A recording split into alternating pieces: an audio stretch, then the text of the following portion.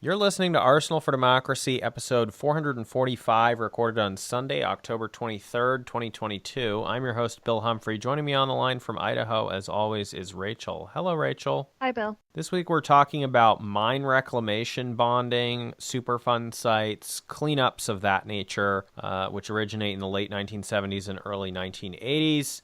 Rachel, we'll start with you. Can you talk to us about mining reclamation and pollution cleanup? Yeah.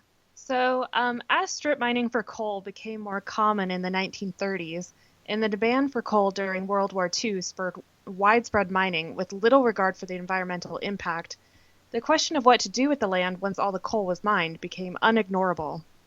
States did attempt to address the issue by placing their own regulations in place, such as requiring mining companies to post bonds to fund land reclamation after mining is completed, but laws were inconsistent from state to state. Mining companies who didn't like the regulations would simply move operations to states with less stringent laws on the books.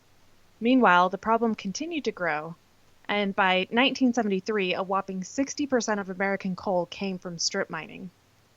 In the mid-1970s, Congress attempted to address the issue by sending federal mining regulation bills to President Gerald Ford, but Ford feared that regulating the industry would be bad for business, the economy, and the energy supply, so he vetoed any bills that crossed his desk. Jimmy Carter, on the campaign trail during the 1976 presidential race, made stump speeches in Appalachia promising to sign those bills.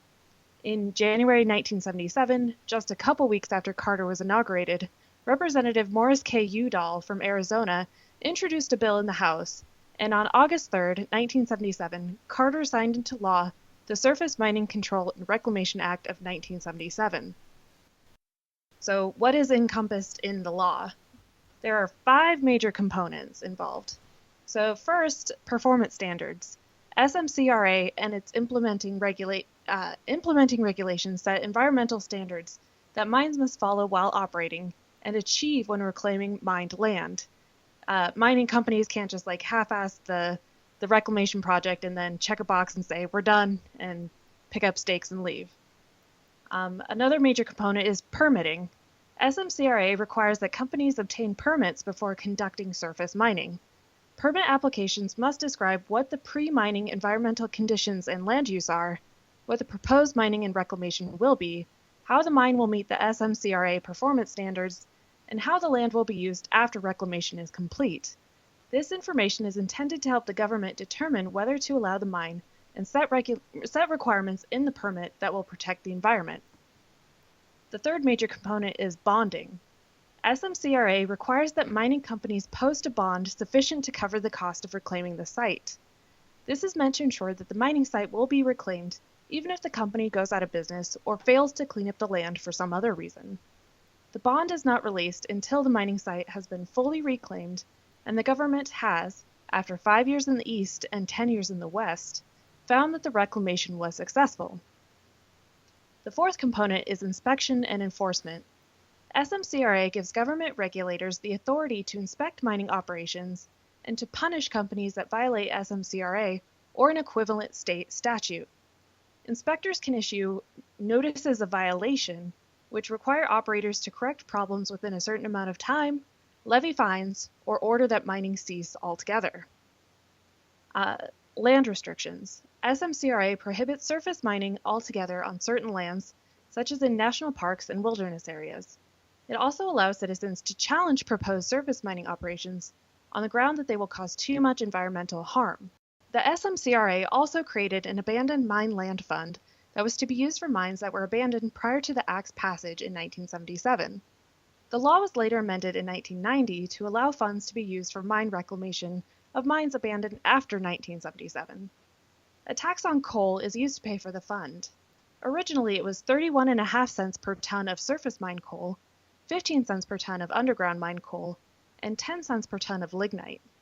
These rates have been reduced over time, and today the current rates are 22.4 cents per ton of surface mine coal, 9.6 cents per ton underground mine coal, and 6.4 cents per ton of lignite. So it's gone down actually quite a bit. There is a split in where the fund goes. So 80% of the fund goes to the states with an approved reclamation program to fund their reclamation activities. and I'll explain more about that later. The remaining 20% is used for emergencies, for example, landslides, land subsidence, and fires, and for high priority cleanups in the 2 states without an approved reclamation program, which are Tennessee and Washington. Abandoned mine land funds can also be used by the states to create insurance programs for homeowners who may be affected by land subsidence caused by underground mining. SMCRA uses a cooperative federalism approach to enforcement. As long as state programs meet or exceed the federal standards and have the resources to administer and enforce their programs, the states are allowed to run their own programs, i.e., issue permits and inspect mines. As stated previously, all but 2 states with active coal mines have approved state programs. In Tennessee and Washington, as well as on Indian reservation land, the Office of Surface Mining performs all regulatory functions. The federal government also is required to regulate surface coal mining on federal lands, and these federal lands include 60% of coal reserves in the West. But they are allowed to enter into cooperative agreements with states with approved programs, and the state performs those regulatory functions. In 1981, Hodel v. Virginia Surface Mining and Reclamation Association, Inc., a group of coal producers tried to challenge the SMCRA on the grounds that it violated the 10th Amendment.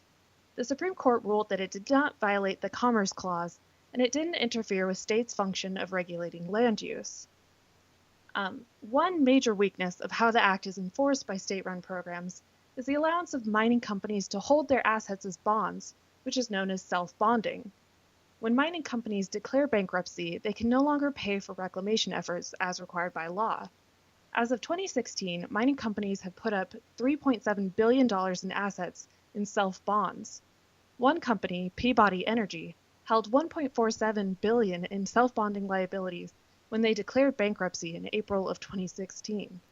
So they can virtually give themselves a loophole that requires that they don't have to purchase the bond from a third-party bonding agency, and this seems pretty shady. It kind of gives them a trap door. They can just declare bankruptcy, much like Michael Scott in The Office, and pretty much slip away from their responsibilities in mine reclamation efforts. So that doesn't really seem like a great loophole to exist, and I don't know if anybody's looking into closing that loophole, but it seems like a pretty big loophole to have hanging around. So what does mine reclamation look like? When mining ends, the reclamation stage begins. Firstly, operators must return the land to its approximate original contour, or grade the land for a quote-unquote higher and better post-mining land use that is included in the mining permit application. The dominant approach to mine reclamation is the forestry reclamation approach. Under this approach, forests are used to rehabilitate the land. First, at least 4 feet of good rooting material must be laid down, made of topsoil, weathered limestone, and/or the best available materials. Then the material is graded to create a non-compacted growth medium. Finally, ground cover and trees are planted on the land. Successional species that are chosen for wildlife and soil stability are planted first. Then commercial crop trees are planted. And over time, the land heals itself basically, and new species start moving in, new animal species start moving in, and the land comes to resemble what it looked like pre-mining operations. When forests are not appropriate for the local climate, mining lands can be converted to rangeland instead. Under this approach, the topsoil is still built up and graded, but rather than trees being planted, native successional plant species are planted instead, such as native grasses. Livestock are introduced to complete the ecosystem and fill the niche that native grazers occupy. As the ecosystem matures, native animals may either return naturally or through reintroduction efforts. As native species proliferate, livestock numbers can be reduced or they may be removed entirely. So those are a couple of the approaches to mine reclamation and how the land is used post-mining operations. Obviously, a lot of that's pretty theoretical. Yes. I mean, yeah. We've certainly heard bits and pieces about that on the Trillbillies podcast out of the Eastern Kentucky mining regions. You know, there's a lot of loopholes in what you just described there. Things like and/or best available materials, um, approximate original contour, or grade the land for a higher and better post-mining land use, etc. There's a lot of ways of kind of getting around it and saying, oh, well, it's not good as new, but it's different and better and fine, and you can build something on it, and which is always a little dicey as well. Yeah, I think topsoil growth is a long and difficult project, and um, the way forestry reclamation approach is described, it makes it sound very easy and a quick and easy process when it really isn't. And creating topsoil that's erosion proof, planting plants that can hold on to the soil and prevent topsoil erosion or flash flooding or drainage issues is actually quite difficult. Verging on impossible. Yeah. All right, well, on that happy note, let's progress our way over to Superfund sites, which is a non-mining category of environmental cleanup, mitigation, and remediation that also doesn't go that well.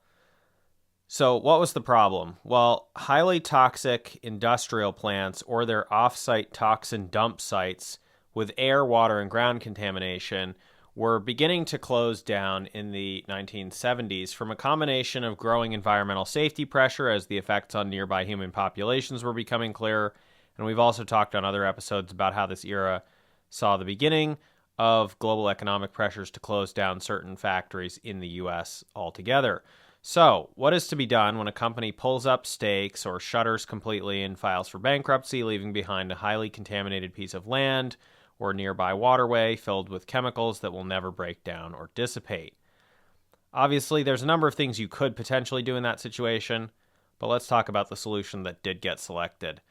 The U.S. government opted to pass a law creating a so-called Superfund, which could be used to clean up and mitigate these major post-industrial contamination sites, and it would be funded through a combination of taxes on certain categories of polluter companies, especially oil and chemicals, and contributions by the U.S. government on its own. Sometimes you see this referred to as taxpayers, but obviously we know it's a little goofy to talk about taxpayers directly when you're talking about U.S. government funding for things. But anyway, the idea here was that if a company refused to take responsibility for a site after closing a plant, or even the company no longer existed in many cases, there would still be a source of some money and a responsible authority for trying to clean it up. The law was one of the final Carter administration things. It was signed in December 1980 as he was leaving office. It was really weak to begin with, and it was immediately undermined by Reagan and then subsequently by congressional Republicans in the Clinton years and presumably also Clinton's administration himself sometimes. From the mid-90s until the Biden administration, over 25 years later, there were no taxes at all on the polluting companies to pre-fund their own anticipated later cleanups. The government funding by the early 2000s was the only source of funds at all, and that was wholly insufficient to the number of sites and scale of the cleanups needed. Now, as an aside, sometimes the EPA spends money to relocate an entire community of hundreds of families away from a Superfund site because of how badly contaminated it is. However, according to the EPA history of the law on their own website, which will be I'm about to quote from that extensively, but it will also be linked from the notes, as always, with arsenalfordemocracy.com when this episode goes live. According to that EPA history of the law, relocations of communities away from Superfund sites were never made from black communities before 2009. And in that particular case, the first time they did that, there was a neighborhood of Pensacola, Florida, at a former wood treatment facility, and it was decided that nothing could really be done about the soil except to dig it up temporarily, build a containment cell, and then put the soil back in and leave it there permanently toxic, so the people had to be moved instead. But in any case, let's go through this EPA history. I'm going to quote some abridged quotes from their very long history page on the Superfund law, so you can understand the trajectory of things and some of the major points. I'm not going to go into the complete background of the various incidents that were happening in the 1970s, some of which you'll be familiar with, but in any case, Quote, "It's easy to forget that there was a time in the United States when EPA lacked the legal authority to clean up hazardous waste sites like Love Canal, New York, or to respond to emergencies such as train derailments involving dangerous chemicals. Even though the EPA had been established for 10 years, it was not until December 11, 1980, that President Jimmy Carter signed into law the Comprehensive Environmental Response, Compensation, and Liability Act, which is sometimes referred to as CERCLA, but more commonly as Superfund. This historic new statute gave EPA the authority to clean up uncontrolled hazardous waste sites and spills," end quote. So let's go through the timeline here. So in the congressional term of 1979-1980, the House and Senate committees held extensive hearings on the dangers posed by toxic waste dumps, and major bills were introduced to create a Superfund for dealing with these dangers. Eventually, these were passed through both houses of Congress, as we said, by the end of 1980 after the 1980 election, and it was signed into law. In 1980, toxic waste burst into flames at a waste storage facility in Elizabeth, New Jersey, sending a thick black plume of smoke and ash over a 15-mile area and raising fears of widespread chemical contamination.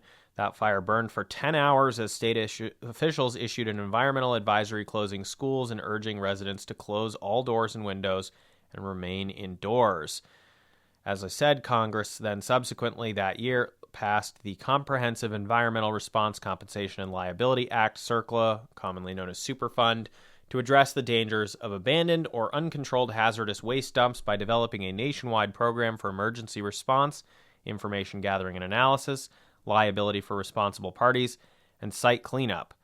CERCLA also creates a trust fund or superfund to finance emergency responses and cleanups. And in 1982, the EPA published the Hazard Ranking System, HRS, as the principal mechanism for evaluating environmental hazards of a given site. HRS is a numerically based screening system that uses information from preliminary investigations to assess the potential threats that sites pose to human health or the environment. The EPA also issued their first national guidelines for implementing CERCLA in its revised National Oil and Hazardous Substances Pollution Contingency Plan, NCP. The NCP sets forth the procedures that must be followed by the EPA and private parties in emergency response and cleanups. In 1983, using the HRS screening system, the EPA created the first National Priorities List, NPL, classifying 406 sites as the nation's priorities for cleanup under Superfund.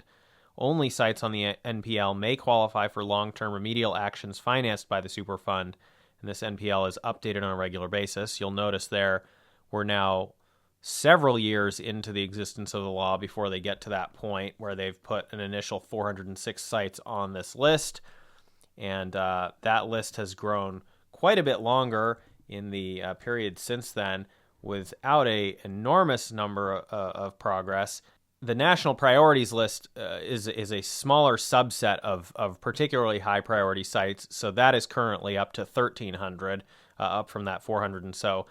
The overall list of federal Superfund sites are up to around 40,000 at this point, and they do try whenever possible to get the company that is responsible to actually pay for cleaning it up, and I guess the majority of the time they have been able to do that, but of course a lot of the high priority ones are ones where there's they either can't figure out how to force them to pay or they don't exist anymore or whatever. This gets back to the similar point that Rachel talked about when the mine control stuff was passed. Some of those mines had already been long abandoned by the time that got passed, and you still have to deal with the problem, and so on.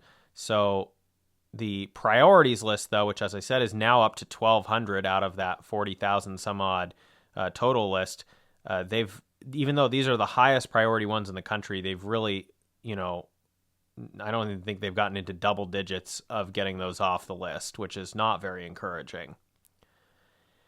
Let's continue through our chronology, however. In 1984, concerns about gasoline and hazardous chemicals seeping from storage tanks and landfills into underground drinking water supplies prompted Congress to enact the Hazardous and Solid Waste Amendments to the RCRA, under which EPA makes an effort to prevent such contamination and requires the treatment of hazardous waste prior to land disposal.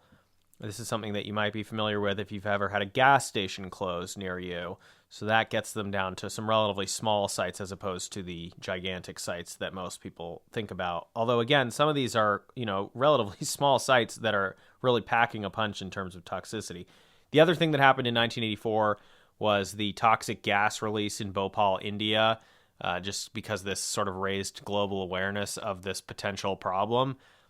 That's a much longer story that we won't get into, especially as it's outside of the United States and therefore not the focus of the show. But the gist of it was that it raised public concern about explosions and leaks of toxic chemicals because 3,800 people died from just this toxic gas cloud moving through the city. This incident in the United States led to the passage of the first community right to know law under the 1986 Superfund amendments. Basically, before that point, a lot of people didn't even know if there was a Superfund site near them that was potentially putting their life or health at risk. And after that, they did. In 1986 as well, the Friedman property site in New Jersey became the first site actually deleted from the national priorities list. And again, that took them like 5 years to do, and then they haven't really made much progress since then. So that's not great.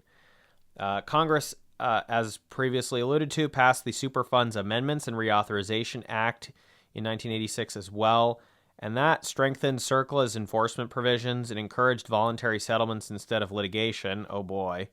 It stressed the importance of permanent remedies and innovative treatment technologies.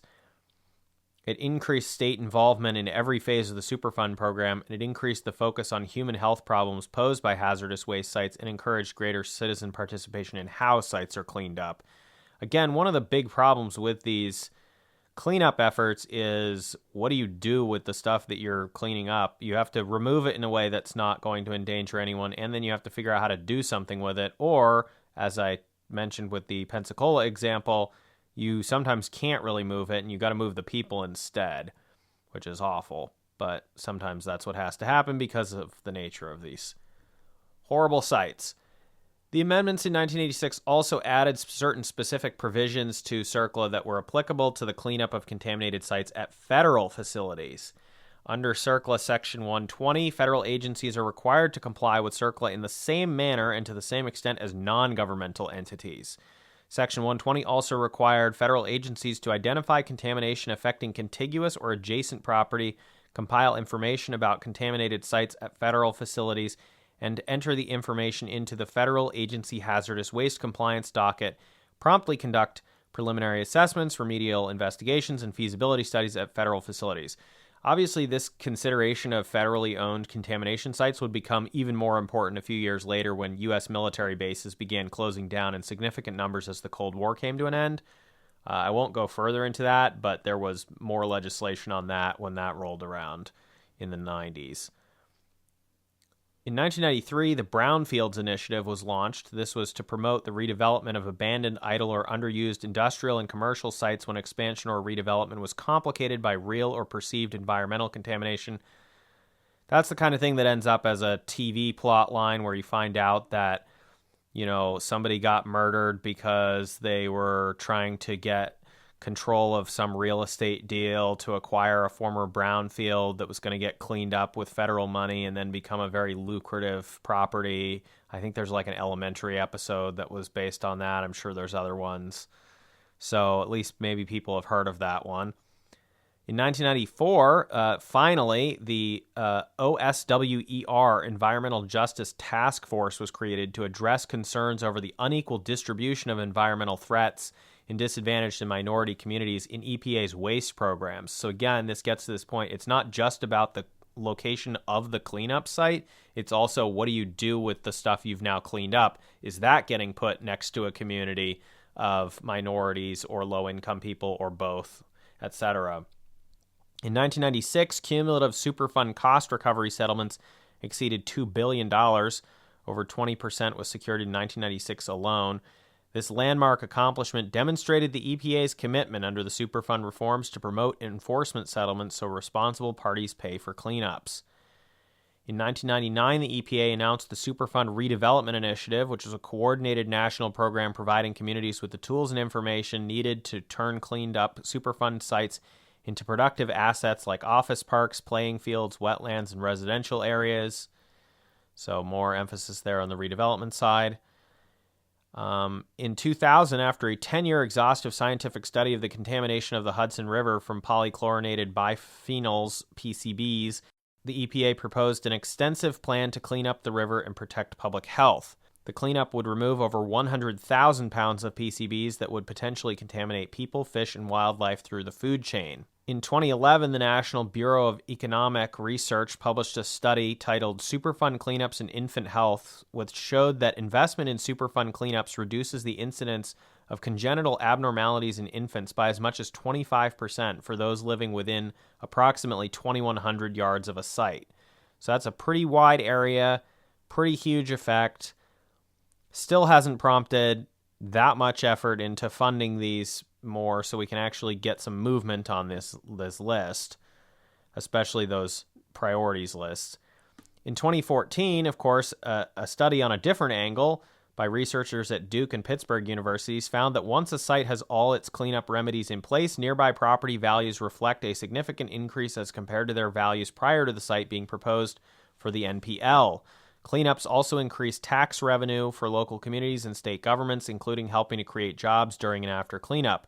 For example, at 450 of the 800 sites supporting use or reuse activities, EPA found at the end of fiscal year 2014 that there were ongoing operations of approximately 3,400 businesses generating annual sales of more than $31 billion and employing more than 89,000 people. So there's a lot to be gained by spending some money on fixing these sites.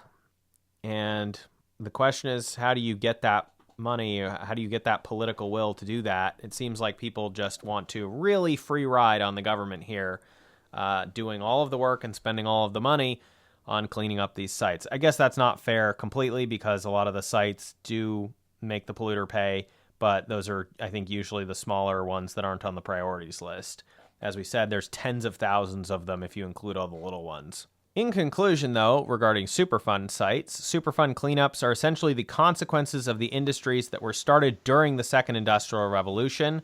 A lot of the Superfund sites are those refineries and chemical plants of places like the New Jersey and Pennsylvania area that we talked about in our episodes on the 1870s and through the 1890s, things like Standard Oil or the synthetic chemical and dye companies and so forth that we've talked about. And Superfund was a early neoliberal solution to the problem implemented a century later.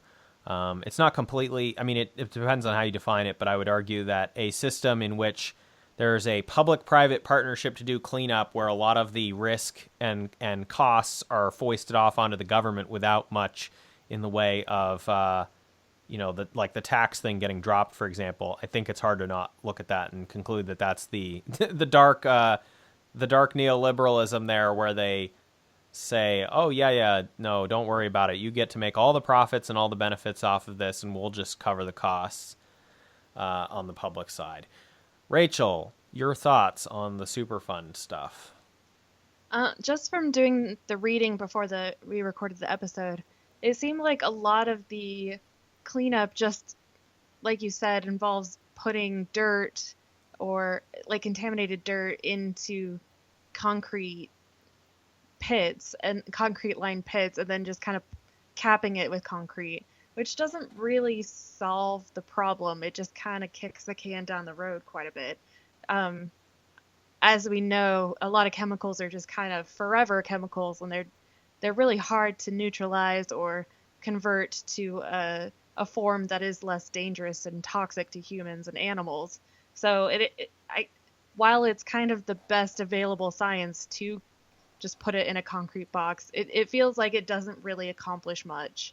And you have to be really sure that your concrete is going to last quite a while. It's not going to crack open at the next seismic activity that happens and kind of restart the problem all over again, leaking chemicals into the soil and water table. So it feels very insufficient to the task. It seems to me. And I think a lot of communities kind of feel that way too. They would prefer to have some sort of better solution for maybe neutralizing chemicals, but I think in a lot of cases that neutralization reaction just probably doesn't really exist yet, or is not in it hasn't been developed yet. So the best solution is just to kind of put it in a box and hope that the box never cracks. And So, and yeah. remember, sometimes it's capped on site, but sometimes it's moved off site. Yeah. So I know I've heard that one of the most cost-effective ways of doing brownfield remediation in like the type of place that I live is to excavate for an underground parking garage for a new development project.